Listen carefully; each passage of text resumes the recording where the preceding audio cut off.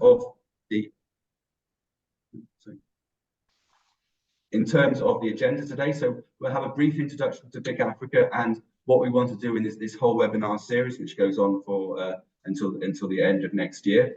And then, as Christina says, really the focus is we have three successful, very interesting entrepreneurs here who've created businesses focused in Europe, but with links and coming from certain countries in Africa. So it's both in Europe and indeed the US. So we would like them to, and they've very kindly agreed to speak to us for 10 minutes or so to explain the challenges, what they're doing, and I think develop really start the interest in how we can swap knowledge between entrepreneurs and business incubators in Europe and USA and our target countries in Africa.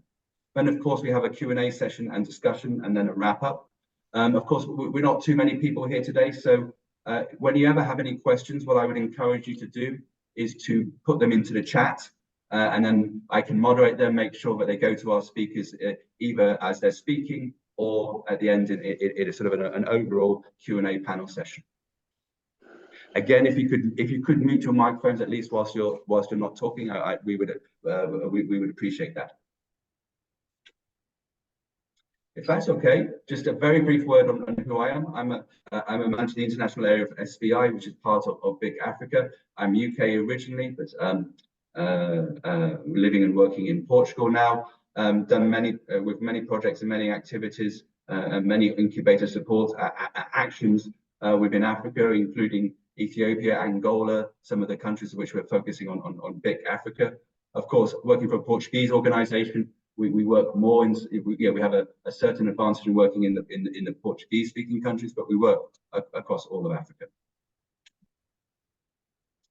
If that's okay, I'm going to hand back briefly then to Christina for an introduction to BIC Africa before we get into before we talk to the individual entrepreneurs. Thank you. Thanks a lot, Douglas. Thank you for that introduction. Could you please go to the next slide?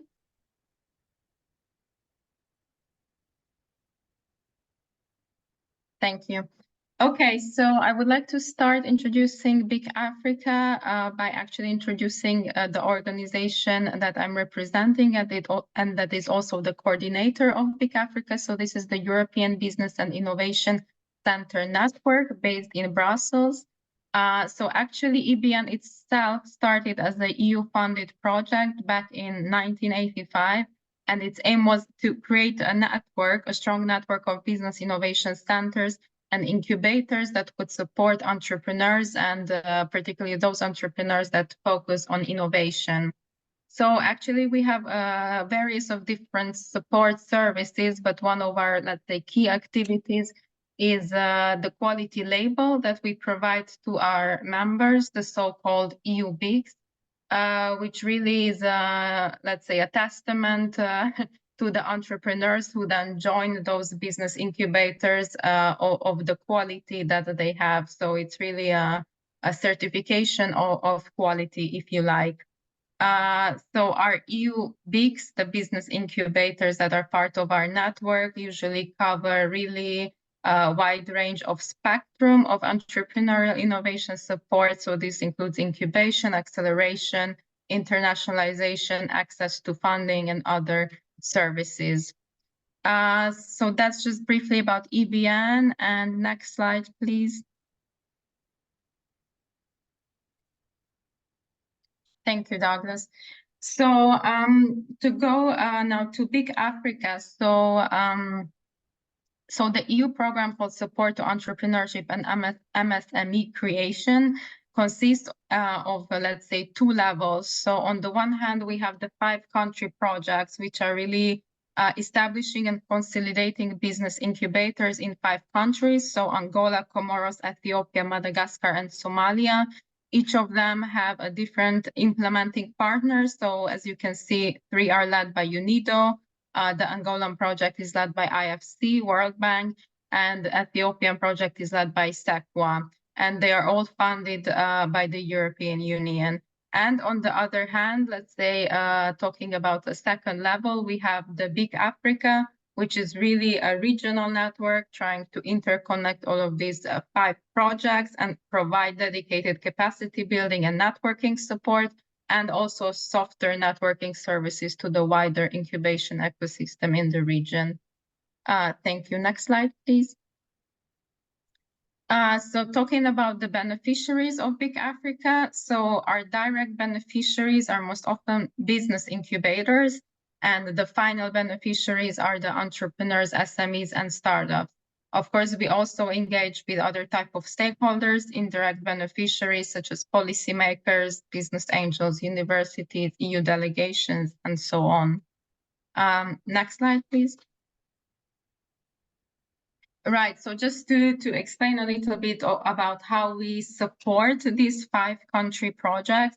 So first of all, we've supported them through ecosystem mapping and actually supporting them with the selection of the incubators that then became part of their project and that they directly support. We also organize various network meetings. These are virtual and also often physical to facilitate best practice exchanges between the different implementing partners of the country projects, and also to update them about various EU initiatives. We regularly also share opportunities with the incubators engaged in these 5 different projects. And we also run our own network programs. For example, the acceleration program for women entrepreneurs. This is one of our only services, let's say, that are directly targeted at entrepreneurs and not at business incubators. And we've been running it now for the 4th year. We've actually just finalized the selection of women entrepreneurs this year, and our first session will be actually next week. But this is a program, yes, that is really targeted at, let's say, at women from these 5 countries and also other sub-Saharan African countries with an established business. Next slide, please. Okay, and to, again, give an overview, a quick overview of what kind of services we provide directly to the business incubators. So first of all, we have capacity building and skill development services. So we have a virtual training center, and we also organize national boot camps, so individually for the 5 country projects, and also African on-site boot camps. So as you can see, so some of these services are only targeted at business incubators directly involved in the 5 projects. Other, let's say, are open also to other stakeholders. So for example, the session we have today are open to a wider community overall. Then we also have services that help establishing better connection between European and African innovation hubs and incubators. So we have soft landing services and also staff exchange program between incubator managers of those 5 countries.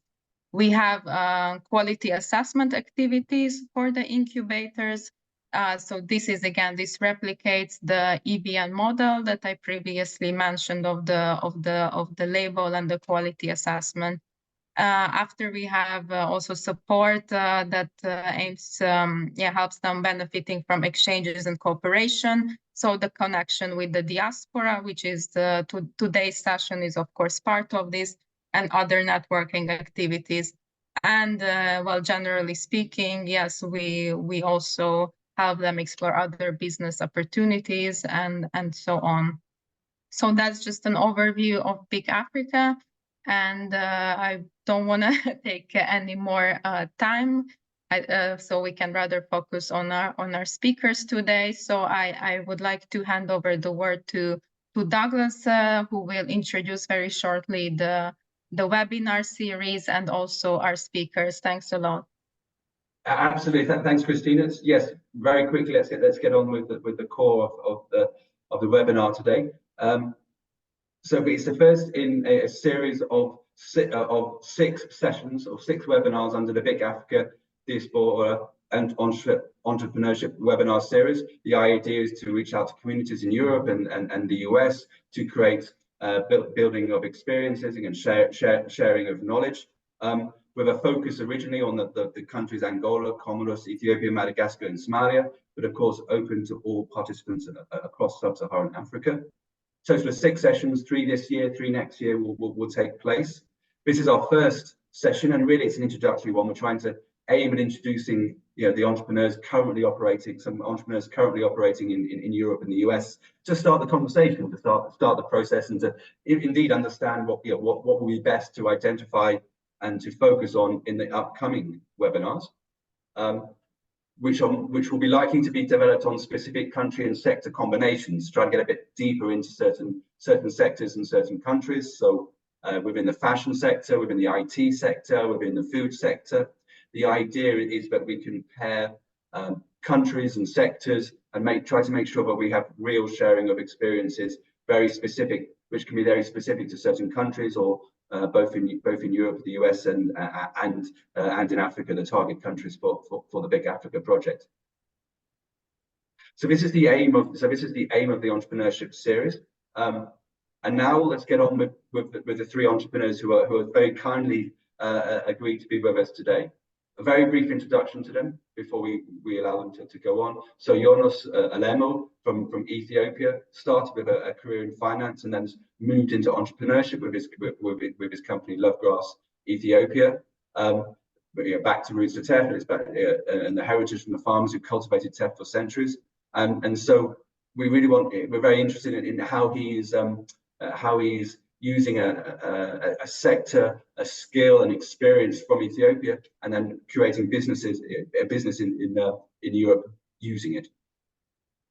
And then we have João Borbida, who's CEO and founder of Africanism Art, together with his co-founder. You'll see he's very passionate about contemporary African art and how he can move that from his base, one of his bases in Angola, to Portugal as well. Obviously, there's a very strong cultural link between those two countries.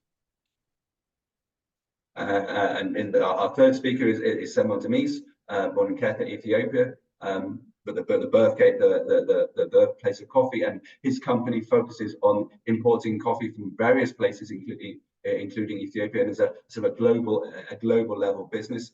And what one could see from the introduction there, but of course he also has as well as the entrepreneurship skills, it's the technical skills as well, which brings together to which entrepreneurs and new business owners need. So thank you very much to our 3 speakers. If I can just go straight to Jonas. Now, Jonas, I know you might have some difficulties in connecting, and I don't think we can connect on a video. But can I ask if you can hear us and you can speak? Yes, I can hear you, Douglas. Can you hear me? We hear you well. Please do go ahead. Amazing. As we said, we would very much appreciate an introduction to what you're doing, the challenges, and what you think might be interesting for our participants, and about 10 minutes or so, if possible. Okay. Thanks, Douglas. Hi, everyone. My name is Jonas. Thanks for everyone for the opportunity to share my experiences. Just a brief explanation, kind of introduction, who I am, my background, and also how the business started and where we are right now. I grew up in Ethiopia, in rural Ethiopia, in a farming household. And then when I was finished high school in Ethiopia, I ended up, I got a scholarship, ended up in Europe, first Bulgaria, and then in the UK. And when I finished my studies, I started a career in finance, investment banking for quite a long time. So that's the background prior to the business, the starting of Lovegrass Processing PLC, which is the name of the business. So I have always wanted to go back to Ethiopia and start a business, primarily because there are so many challenges in Ethiopia. I go back when I was in Europe, I go back to visit my family in Ethiopia, and there are plenty of challenges. I go to rural area where I came from, very hardly anything changes, or if it does, very, very slow. So I've always wanted to be a part of the solution and not just moan about it and complain about the lack of changes. So that's where the start of Lovegrass is the business, my entrepreneurial business start. This happened in 2015. Everybody knows about the plant-based diet, gluten-free, quinoa, etc. This is a booming sector, a niche sector. And I started seeing teff, which I grew up farming myself in all the health food sectors in the UK, in Canary Wharf and the city of London, where I used to work. So I was wondering actually where it came from. It didn't come from Ethiopia. It was growing and coming from other countries, and Ethiopia was left behind. And this is meant to be, the home of teff, Ethiopia, and again, we always say Ethiopia is a home of coffee, but it only plays 4 or 5% of the global coffee market, and that is also in raw format. I guess that's changing now with one of my speakers now following. So that's where the business started. So what can I do to bring Ethiopia in the health food sector? Not export raw products, but value added in Ethiopia.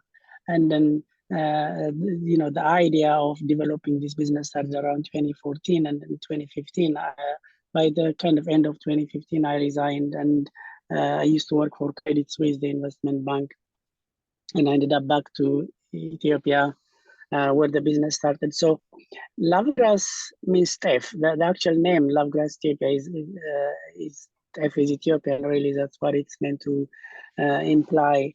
The objective, the 3 tenets, the 3 mission that I set out before I abandoned everything and went back is, what can we do to brand, to manufacture in Ethiopia, and to be able to export a value-added product. That's number 1.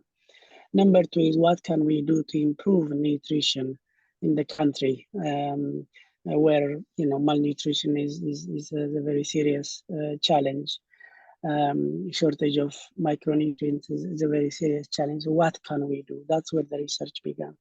And the third tenet of our what we started out to do, what I started out to do, is what can we do to improve agricultural yield? Because when I go back, as I said, back to Ethiopia to visit my extended family, we still farm using ox plow. We harvest by hand. The whole thing goes back to kind of thousands of years old. Very hardly anything changes. So as you can see, these are the big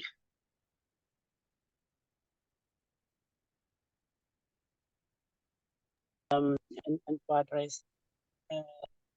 Me, I'm sorry, someone was calling me on the phone. Jonas, I think we lost you just for a few seconds. Yes, I think you were saying that these are the.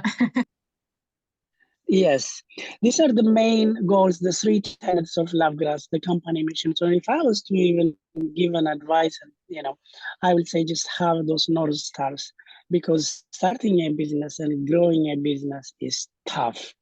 We always focus on the success of successful brands and successful businesses, but of course we fail to recognize the efforts, the hustle that comes to getting there. And the only thing for me, you run out of money, you have to pivot, you have to change ideas, etc.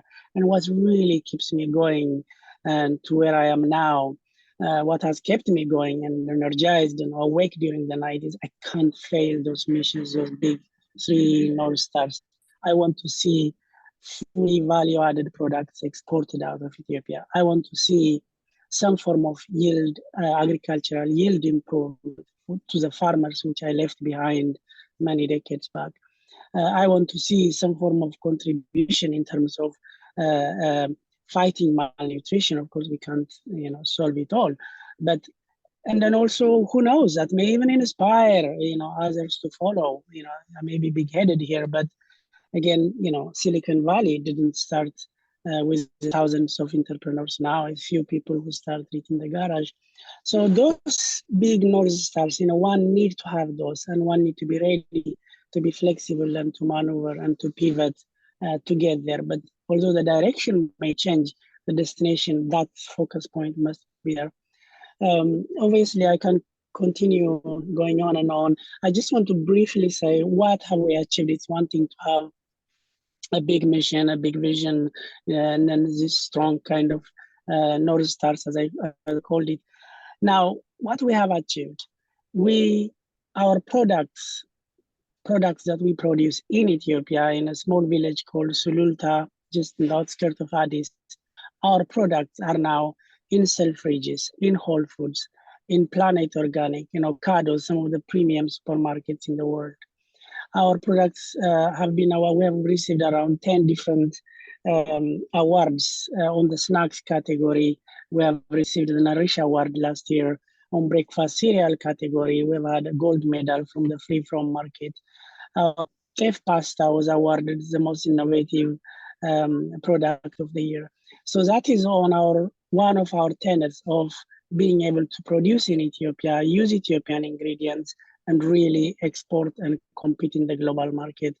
We're already, signs are there that we're going in the right direction. In terms of improving agricultural yield productivity, we work with over 600 farmers.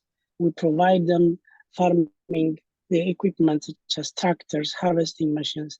We provide training. We provide selected seeds. We work with a research institute in Ethiopia called the Ethiopian Agricultural Research Institute. And with that, in just 1 year, we have almost double the yield of farmers. That's literally like increasing their income twice within a year, although the effort has been going on for over 3-4 years. With regards to fighting malnutrition, again, we have developed a product called Birtat, which is imitating a traditional powdered beverage called Besso. It's developed according to the World Food Program with all essential vitamins and minerals in it. All you need to do is just shake it and drink it, and it will provide you with what your body needs. So these are the things that, above and beyond, of course, money. This is not a charity. We believe it's a social enterprise, and we believe we can develop a huge, successful commercial enterprise while being socially useful. I think I should stop here, and hopefully, if there are questions, I will answer. Thank you so much. Yes, very, very interesting. Really remarkable, this idea of those 3 specific goals with social elements, with economic elements, with financial elements, and how the objective is to bring those specific goals together. It was also very interesting when you were talking about the link between the traditional products, and as you went on towards the end about the research that you're doing as well. So that link between traditional products and developing research, both in Ethiopia and in Europe. And there's also the point about how the product has moved now into the premium retail stores, the premium retail markets, the more important ones of the sector. I think some really good examples there of how the company has done, the successes, and how it's moved to meet those very clear but wide-ranging goals. I thought that was very interesting. I encourage people to ask questions as we go through, but maybe we can, maybe that people we can do that obviously as we go through our speakers. So, Jonas, thanks very much. I hope you can stay with us. I know you've got some connection problems, but I hope you can stay with us at the end, so when we can have have the discussion. Sure, I'll do. Maybe we could move on to João Boavida. Now, João, I understand you want to share your own slides, so I will stop sharing, and I think you, as co-host, have the option of sharing your screen. Let me just quickly share my screen. Let me know when you're able to see it. Yeah, we see your screen very well. Fantastic. First of all, thank you so much for the opportunity to participate in this webinar. My name is João Bovida. I'm Portuguese in Angolan. As I was saying in the beginning of this webinar, I had the opportunity not only to be born in Europe and have that knowledge from a scholar perspective, but I did all my business career within Africa, especially in Angola, working in the beverage industry and the tobacco industry. I don't come from the art industry, but I guess the passion drove me into the sense of mission, as Yana was saying, that I wanted to be part of the change. I wanted to be one that were making also the difference and impacting and joining one of my passions, which is art, and my sense of mission to impact Angola and tell a success story coming from Africa to the world, because we have amazing talent, as I'm going to show you in the next slides, and the opportunity is also great, and we can do good, put ourselves in the map, valuing what we are doing within our continent, showing our diversity, and also with a sense of a business-driven project. Comparing to Yona, we are in a very early stage of our project, but already with a proof of concept that has enabled us to be where we are and be invited to this webinar. Just a quick overview: the global art market it's huge. It represents almost 70 billion on a year on the global art market, and it keeps growing year on year. However, the full continent of Africa only represents 1%. Which raises a very big question: what aren't we doing at the moment to really showcase the talent that we have, the amazing artists, and how can we break these barriers? However, there are a few institutions, there are a few stakeholders that are already doing pivotal roles in developing this segment, like the Met, who is renovating his African contemporary art segment. There are fairs growing and doing this awareness education and showcasing African contemporary art in Paris, New York. Sotheby's and Christie's are loving to surf this wave as they are breaking year-on-year records on their sales.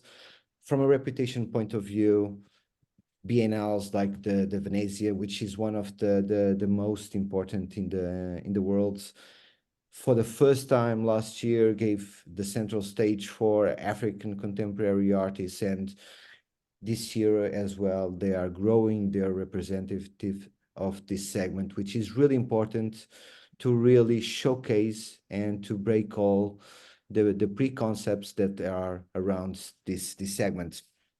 As I was saying, the ecosystem has been is already in place.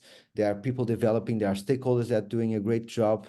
There are approximately 10,000 professional artists. There are galleries on a global scale that are doing or having some kind of representation of African contemporary artists, as well as auction houses, art fairs. But for us to grow from that 1% to the global representative that we need to have, and it's important us to have, to really inspire the future generations to come and to develop within our continent, there are blocks that need to be addressed. You know, we know that we have limited infrastructures. We don't have the amount of art institutions that we need. We don't have the amount of galleries that we need for the amount of artists that we have.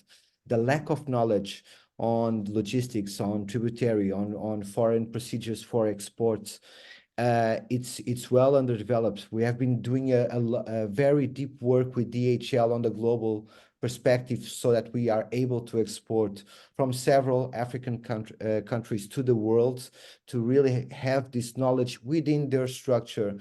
The lack of historic data around what's African traditional and contemporary art, it's real. The lack of statistics, the lack of knowledge, the lack of records on this perspective. So, and even from a banking perspective, which I'm not mentioning here on the slides, there are a lot of challenges.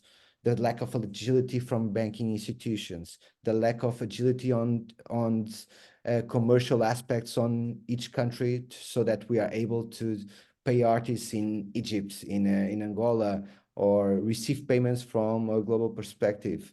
Our banking institutions, unfortunately, are still correlated in a very bad rankings at the moment. So we had the challenge that we needed to. We are an Angolan company that already operating in Portugal. So all of this is creating like the perfect storm for Africanism art to exist. We are an ecosystem enabler. We are connecting the dots. We are connecting not only the independent artists, but the galleries and the curators, so that we are able to showcase, to value, and to sell on a global perspective African contemporary artists. We have built already a community of more than 170 artists within 2 years from 16 different African countries. And we are now onboarding galleries to really showcase and to promote, because there's a need to really bring the unity, to showcase the diversity, to bring the value, and that's what we are proposing to create a success story. We know, and what brought us really here was that this claim that we know that it's never been easy to be an artist in no period in history, but when it comes to be an artist in Africa, it's the last level of the game. It's the ultimate challenge, because the challenges are real. The lack of support is real. The lack of opportunity is real. There's no social security to support in most of the countries. So the challenges that you need to overcome to pursue this passion, it was what really drove us to develop Africanism, and the tools that we are doing from a social impact, that we are creating several mentoring and training sessions for the artists, the access to tools from personal marketing to finance, to really put the capabilities for them to grow and to develop their careers, and don't allow them to be in vulnerable situations, and the access to the international markets, which we know that they are not as democratized as they should be. And we need to have to promote African and the multicultural environment and break all the misconceptions on a global perspective. This all started with a story, especially one specific artist that really got us into moving this direction. As I told you, I don't come from the art industry. I only had the passion. I was collecting, but Adilson in particular, he had a very specific story that goes transversally to other artists in other countries in Africa. Every time he was in very vulnerable situations that he couldn't afford for medical expenses, a high cost of living in Angola. So he was always in these situations. Sometimes he couldn't afford the materials to pursue his passion, and this allows to vultures to come and take off opportunity, and don't allow the artists to really become financial sustainable and have a profession that is dignified, and it allows them to think about the process and to develop their skills. Adilson in particular, since he joined our platform, he sold more than 12 original artworks. He did commissioned works. He participated in the International Super Brands Gala. He did an online collection. So what we are doing is real, is measurable, and is tangible on the way that we are impacting. And Adilson is just one of the stories from the 170 that we are already impacting. And we are really driving and growing our project so that we are able to impact more artists in more countries around Africa. And besides all of this, we were able also to bring these artists to collaborate with international brands like Hyundai, Omega, Mercedes, Cosal, to do some commissioned work. So it's good for them to also get out of their comfort zone and come into these big industries and have the opportunity to learn from amazing professionals, and have also taking the leverage from these amazing institutions to promote that work and to do some advocacy on these amazing artists. We have several challenges, as I was mentioning. We are still a young startup. We only have 2 years of existence. We are growing 300% year on year, even though we are very small. We have ambition, dreams. our key milestones for this year is to scale our digital presence, implement new tools from virtual reality exhibitions so that artists have more opportunities to showcase their work, augmented reality from a customer perspective, app development. We need to build a team because we are only two doing all of this work that you are seeing. We are also on the process to do a rebranding. So there's a lot of challenges. As Yona was saying, it's not an easy road to pursue a passion, to pursue this road as an entrepreneur. Thankfully, we were able to get a community of brands and institutions that are helping us to survive. Let's call it this way, because it's a tough road. And as Yona was saying, we only show the good part of the story, then people don't see the rocks that are behind. But thankfully for companies like Forbes, Unitel, Pomangol, DHL, we're able to get to the point where we are, and to the point that we have proven the proof of concept of our project, and we are now going to scale and to take this dream and to take African art into the global stage, and to inspire the future generations that this is a way that you can live out of it. We have amazing talent, so we need to tell these stories. We need to showcase, and we need to bring global awareness to what we are doing. And I'm sorry to go so deep, but I'm really passionate about this. So feel free, I don't know, about questions that you might have on Africanism. Feel free. Thank you so much. Thank you so much, Ralph. A very interesting, very passionate and discussion of really the reasons and then the challenges and then the passion of a young company starting. Very interesting how you showed originally the overall ecosystem in which you have to enter, and you have to change that ecosystem, and the difficulties in knowledge, of understanding, of uncertainty, which relates to some very specific financial and banking problems, obviously, which I think we all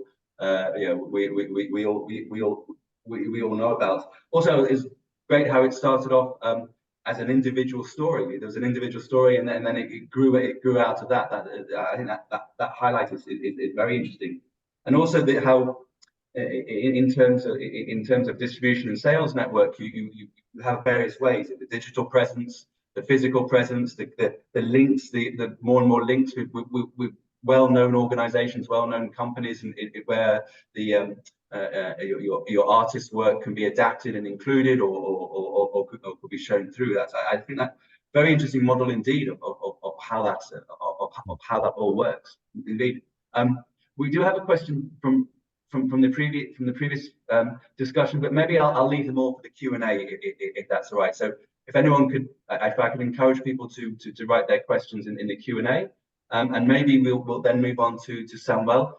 Joao, can I ask you to stop sharing your screen? And then fantastic. Then let me start mine.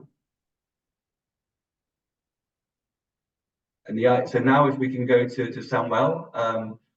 Samuel, an extra thanks to you, because you're based in the US, and we know how early it is over there. And just a technical point, of course, we can show the video which you thought might be interesting. Just whenever you want to show it, and just tell us, and we'll switch screens. Okay. All right. Thank you so much. Thank you for having me, and I really appreciate all the participants who joined us this morning. And also, I really want to congratulate the previous two speakers to create this amazing business. My name is Samuel Demis. I am the owner and founder of Kafa Coffee here in the United States, Baltimore, Maryland. I am originally from Ethiopia. I was born and raised from coffee farmers family in the southwestern part of Ethiopia, small town. Moved to the United States. Prior to moving to the United States, my family started a coffee business, and at a very young age, I learned from my family, especially my dad. He always inspired me, and he's my model for everything. So I learned coffee at a very young age from him, and I helped my family business to grow and compete in the global market, because when you run a business in Ethiopia, like most African country, you don't have the market research, market opportunities, especially product like coffee is second biggest commodity in the world. That it fluctuates pretty much every day. This week we had 7-year high price, and it goes with so many different factors. So someone like my family, when running from Ethiopia, there is no information, so they just go day by day. They don't have anything to forecast or gauge or do anything. So during that time, I learned and I also support my family and move around most of the coffee buyers and meet. And 20 years ago, I moved to the United States, and I saw a huge opportunity for specialty coffee in the US.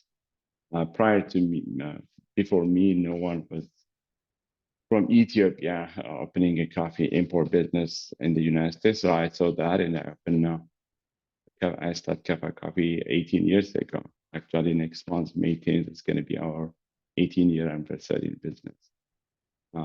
It was very interesting journey. A lot of challenge for sure.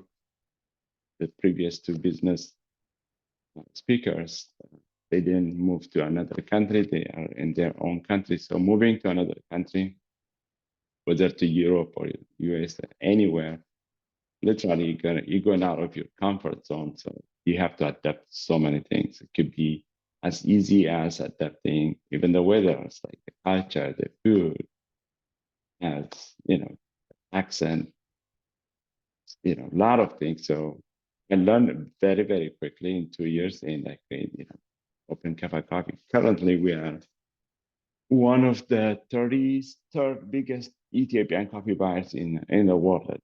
So we buy a lot of coffee, and also not only Ethiopian coffee, but also we're buying from Brazil, Sumatra, Salvador, Peru, Guatemala, and all other producing countries.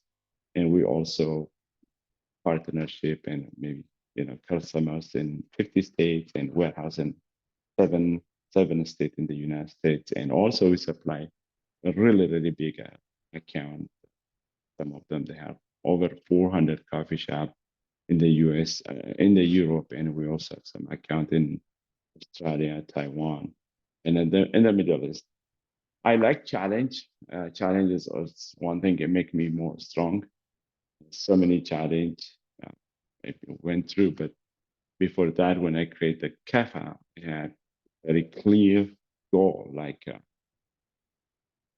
problem was, it was a lot of entrepreneurs, or maybe anything, people, they create a goal, but it's not like it's an achievable goal. So I knew we're gonna have a vision. I know I'm working on my passion, which combined experience now. It's over 30 years in coffee.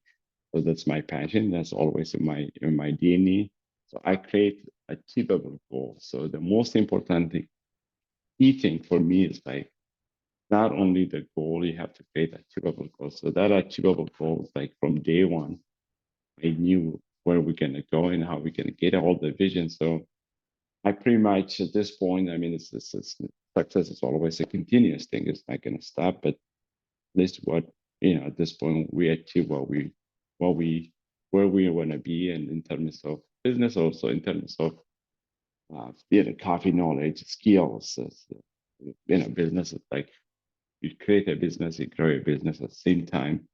You have to go with your create your skills. So when I say that skills, like when I was building Kafa at the same time, I built like being one of the first 325 people certified coffee tasters. That's the biggest achievement in terms of skills, and also won 4 times for the US Cup Taster Championship. That's another big achievement in terms of coffee. It's also helped to grow our business and compete and move into success. So I want to pause a little bit, and I want to have Christina play the video, if you don't mind. Yes, just let me take up my screen sharing. Thank you very much, Samuel. Let me. Sorry, I need to deepen the spotlight. Okay.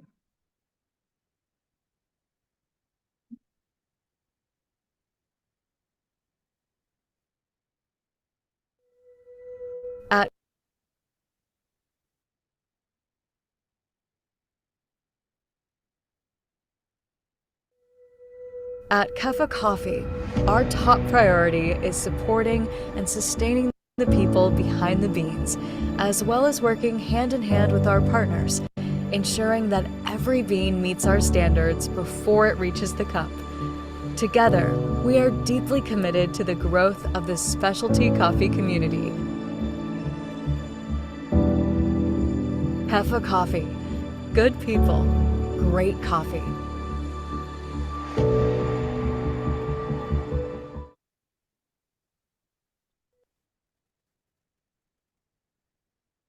Thank you, Dag. I really appreciate it. So I just want to go a lot of details on the video.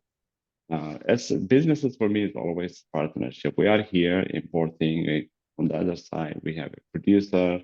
On this side, we have a customer. So we have to find a balance for both sides and make sure we work with our producers and in this case suppliers, and we will also on the customer side we have to work during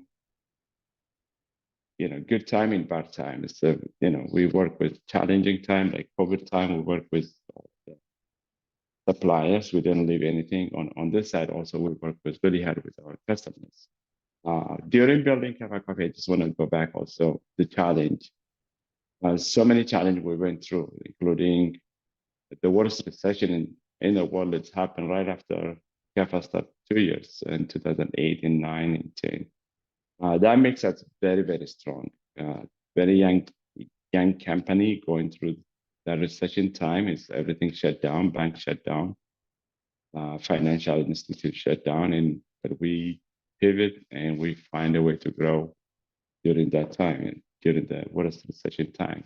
And also, once Kefa got on the foot and running up and running, a couple of years, 4 years ago, the pandemic hit. So our product is coffee. 100% rely on consumer going to coffee shop and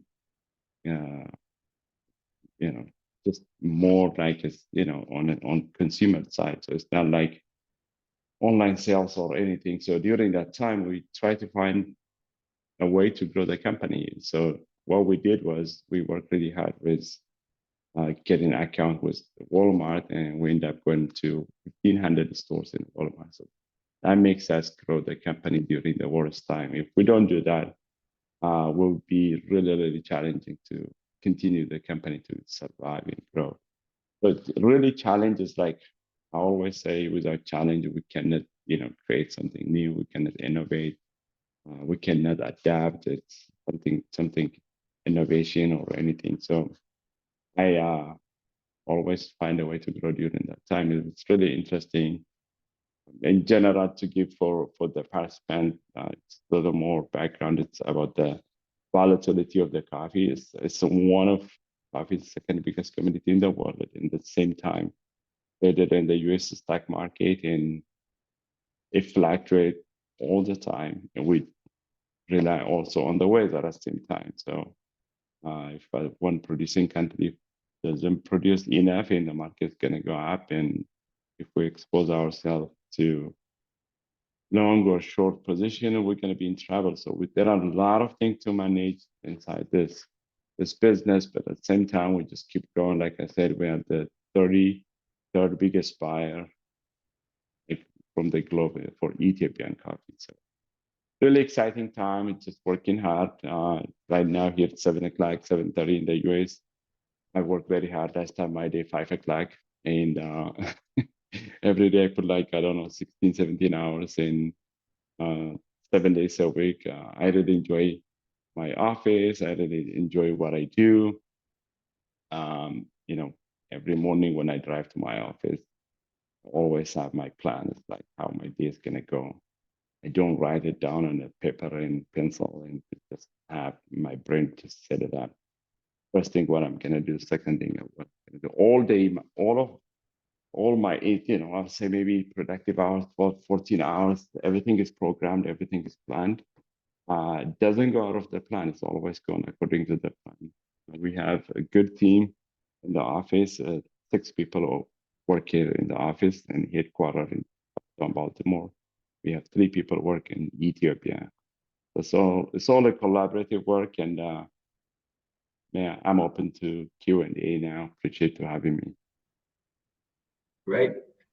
Thank you so much, Samuel. Very interesting indeed. Let me share my screen. Back to share my screen again. Very interesting indeed how the company is so young, but how it started, how it's grown. It seems to have grown so quickly to be one of the largest purchasers of coffee from Ethiopia. Also, the idea that now that you've expanded to various other countries for production around the world, I'm sure that creates both strategic and operational difficulties and challenges that you have to go through, and how you've also had to deal with the times of recession in such a market like coffee, which might be seen as volatile from a consumer point of view during times of recession. So very interesting how you managed to get through all of that, and at the end, both the focus, the time, and the way that you work, the way that things are planned and throughout your operational day. Very interesting indeed. I wonder now, we've got 10 minutes or so to go to a Q&A and discussion session. Again, please do put any questions in the chat. If it's okay, I will take off the overall screen share so people can see us all. Obviously, we've got Joao and Samuel there. Jonas is there as well, but without camera. There was a first question on the chat, and maybe I could put that first of all, which was from Rage Adam. So thank you for the good presentation. And this is probably from Jonas, first identified to you because it was just after your discussion of you mentioned people need to focus to succeed in business, and therefore, what would your advice be to young entrepreneurs on how to develop, how to provide that level of focus? Jonas, did you hear? Yes, I did, Douglas. Thanks. Okay, so what advice would you give? Okay, I mean, as I said in my brief presentation, I think the first and most important thing is just identify something that really matters to you, something that speaks to you, because it's not going to be an easy journey. I don't believe there is an easy, otherwise everyone would have done it. And if you really want to make a significant change out there, then that is probably the direction you want to follow. So just have something that matters to you. Now, second, I don't know, a business that fails, that has a good market. If you have a good market, focus on the market. Make sure you sell, make sure that your growth is demand driven. It really matters. I don't really believe much about this build it and they will come approach. Well, offer them something, let them come, offer them more, and keep on pivoting until more and more of them come. I think that kind of approach in growing a business, demand driven approach, is an incredibly powerful way. And of course, always focus on risk. Don't take more than you can chew, because you can easily die. I mean, no business has the right to survive. Lehman Brothers is gone. My old beloved Credit Suisse is gone. One of the oldest investment banks in the world just vanished like that. So don't take risk. That's the worst case scenario. You may not be able to, and the worst case scenario almost always seems to happen. So get ready for it. I mean, these are some of the most, kind of what I think may help.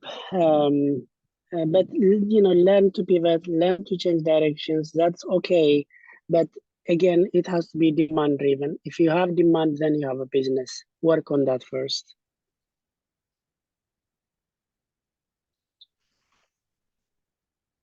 Douglas, you are muted. Yeah. I forgot to undo it.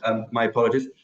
Focus on the markets and what the market requires and wants. Also, how you can change the market, what the market requires and wants to try and maneuver it into increased demand for your product, for your ideas.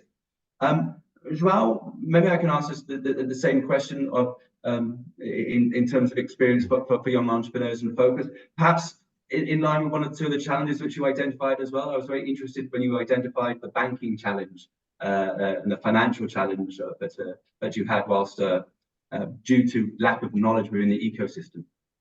No, definitely. Just to add on to Jonas, because it's not easy being an entrepreneur. If you are really focused and driven to pursue this way of living, as Samuel was saying, you need to deliver the self-commitment of waking up early. Be prepared to really to follow a very hard road of challenges and sometimes really lonely to overcome, because it's tough, and it's really about being prepared for the worst case scenario, as Yona was saying. So this is just a watch out, but then when you start to delivering and when you start to breaking the barriers, when you start to having that proof of concept and the traction, it starts to really being so grateful of what you are able to deliver and how you are changing lives and how you are doing it. So it's a road. You need to be prepared for that. Just coming back to the financial institutions and the banking institutions, our company started in Angola, and it's a very Angola is going through a lot of transformations over the last few decades since the independence. So of course the institutions are always trying to keep up to the market and trying to evolve. We know the challenges, and this is not just an Angolan way of doing things, but the challenges that go on to other markets. I had the opportunity to work in 9 markets, Southern African markets for BAT, and the valuation aspects of the economies, the lack of self-sufficiency on the markets, the regulatory aspect that was always trying to build. But there's a lot of things to be done when it comes to the banking institutions. The lack of agility, the lack of access to foreign currencies, it's real, and we need to, for example, for our case, artists rely on this to survive, to pay their medical expenses to live. So every time that you, for example, you are talking about the 5 weeks waiting list from a payment to Angola to anywhere in the world at this moment, give and take, it can be worse, and sometimes it can get onto the 3-week, 4-week periods. So there are challenges. An artist can't wait that time to have their painting or their sculpture to be paid. So that's why we opened up in Europe, so that we have more agility on that, so that we can overcome and we can contribute on the local scenario to bring this into awareness to the institutions, so that we are able to build. There are also from the regulatory, like the commerce, the Ministry of Commerce, that there are aspects that they are not yet prepared for. The startup scene, the e-commerce models, they don't have the regulatory aspects. So sometimes when you need to do some payments for foreign countries, they still need to categorize you as a wholesaler, which is sometimes we don't have a warehouse. We are selling directly from an artist in Egypt to the US. So how can you explain? So you need to really be present, be prepared, be agile to follow this. And thankfully, since we opened in Portugal, there's a better landscape from a regulatory aspect for us to really operate, to build the foundations, while we also contribute in Angola for this development and sharing this experience with the local institutions to overcome. One of the challenges that it's also from an incubator's perspective, the lack of capital. We have been bootstrapping for this last 2 years. So venture capital, especially in Angola and in Portugal, when it comes to investing in African art, an African company, it's still yet a very tough conversation. So it's also a tough road from these banking perspectives to get access to capital to scale business. But yeah, I'm sorry if I took a little bit longer on sharing. Oh, I don't know. Fascinating. Thanks so much, Al. Yeah, and the problems of capital and financial capital raising and financing is, I think, so important. All the business incubators we talk about really do have a strong focus on that. I think we've got time for maybe one more question, and there's a question here from Abdi. What are some, and maybe Samuel, I can direct this question to you. I think it's relevant to you. What are some of the challenges you've faced navigating all the red tape and regulatory environments in Ethiopia? Yeah, that's really interesting challenge because regulatory, all of this, they change all the time. It's like it's not one law is gonna last 2 decades or something. It just constantly change. But like I said at the beginning, I really like to pivot and find a way. Any challenge it could happen, not only the regulatory side. Like for instance, the Red Sea problem. I went to Ethiopia in January. I knew that's going to be escalate and that's going to be biggest challenge to bring the product to wherever I need. We ship to Europe or we ship to US, and I figured it out immediately. Let's get this product out quickly. So I think that's the key. Whatever regulatory change, we have to adapt a new thing. We have to focus on what we do and how we're going to figure out. But I really want to say a lot of great points in general here, and amazing. I love art. I love the the tape. The tape is the one we eat, and I have plenty of arts from all over the world in my office. It is my passion, but I can't do it. It's like I want to say for the participant that I feel they want to be future entrepreneur. It's good to have that passion, and you don't believe how many people call to my office. I just came back last week. 18,000 people attended the show for specialty coffee shows in Chicago. The majority of Ethiopian, they came to me and they said, "Yeah, I love coffee. It's my passion. Can I do it?" It is not because you love it. It's it has to be something, a goal you can achieve. It has to be an achievable goal. And I told them, like, I love watch, but I don't know how to make it. It's really hard for me to make it. but somebody's gonna make it, and I'll buy it. But it's like, inspire is nice, but how to get to that point, how to execute that inspiration is the key. And the goal also has to be very achievable goal. It's like, if I want to be a marathon runner at this age, maybe no. It's like, it could be my goal, but I can't achieve it. And also, just want to say, every show, I go to so many shows. I travel all over the world.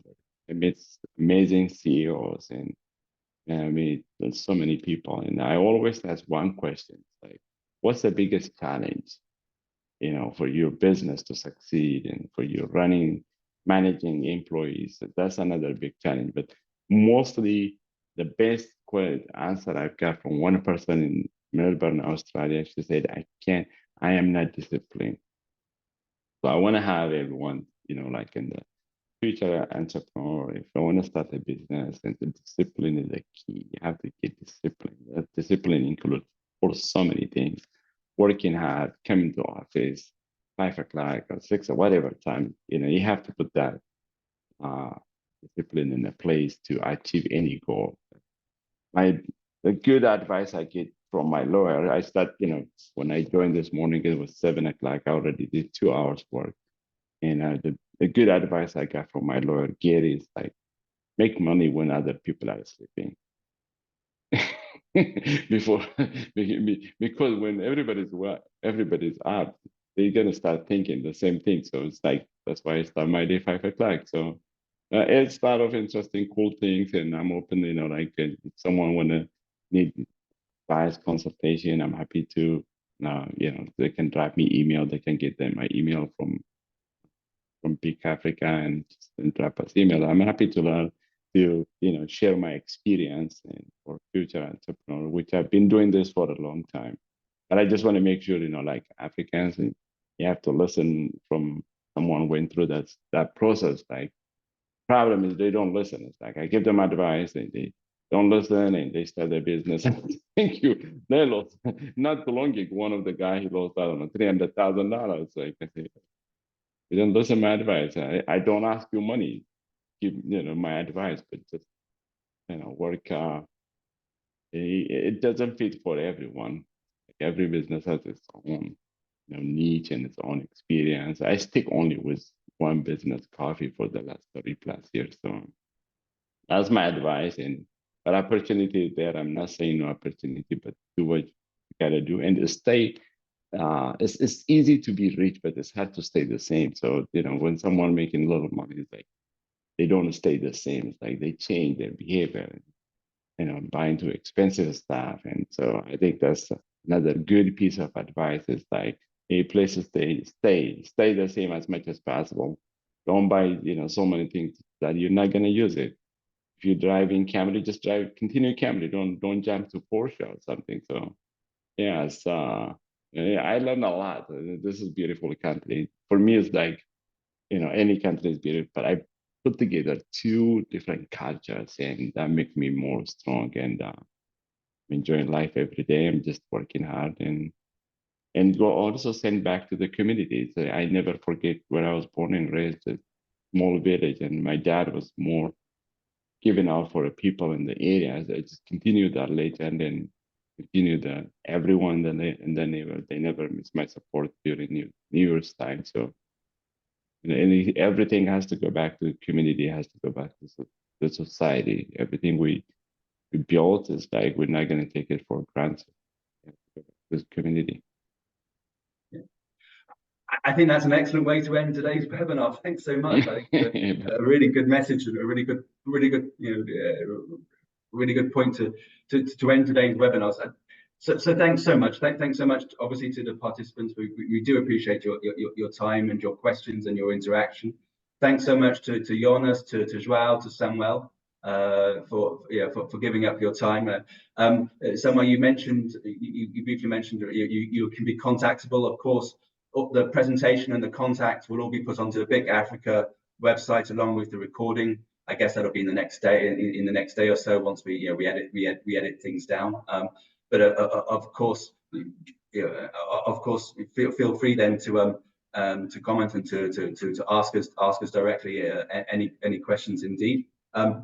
Again, from us, thanks again to BIC Africa and to Christina and to Amerta and to Dawit and the rest of the team for making today possible. And again, just a personal thanks again to Jonas, to Joao, to Samuel. Really 3 very inspiring, interesting, and different stories. I mean, the combination was the similarities and differences were very interesting indeed. It's a very interesting sort of compare and contrast idea of your history, of your companies, of your sectors, of how they were created, what the main challenges are, how they were linked but different. I find that all very, very, very fascinating indeed. So thank you so much from myself to the 3 of you. Maybe Christina, any final words? Or many thanks, Douglas. And yeah, I would just add that I would like to also thank you for moderating the session today. And again, thanks to the 3 speakers. Really, I think your stories were very, very inspiring, and indeed with a lot of similarities and a lot of differences at the same time, as Douglas said. So a big thank you from BIC Africa, really, for being here today and making time for this. And many thanks as well to the participants for joining today. Yeah, thank you. Cheers. Thanks. Bye-bye. Yeah. very well. Thank you so much. Bye. Thank you.